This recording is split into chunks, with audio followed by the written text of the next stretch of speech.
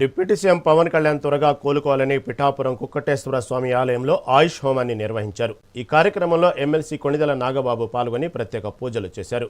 పవన్ ప్రజాసేవలో ఎల్లప్పుడూ ముందుండే నాయకుడని నాగబాబు తెలిపారు. ఆయన త్వరగా కోలుకొని తిరిగి ప్రజల సేవలో నిమగ్నం కావాలని ఆకాంక్షించారు. పవన్ ఆరోగ్యం ప్రస్తుతం నిలకడగా ఉందని, ఆయన త్వరలోనే ప్రజల మధ్యలో తిరుగుతారని చెప్పారు.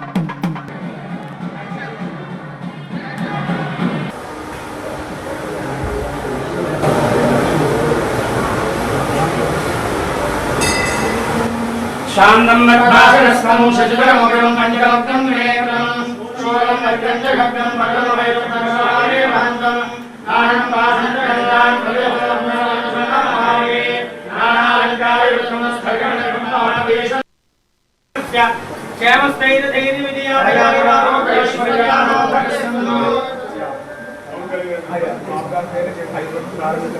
ప్రతిరోజు కూడా ఉదయం ఆయుషోక పారాయణ తర్వాత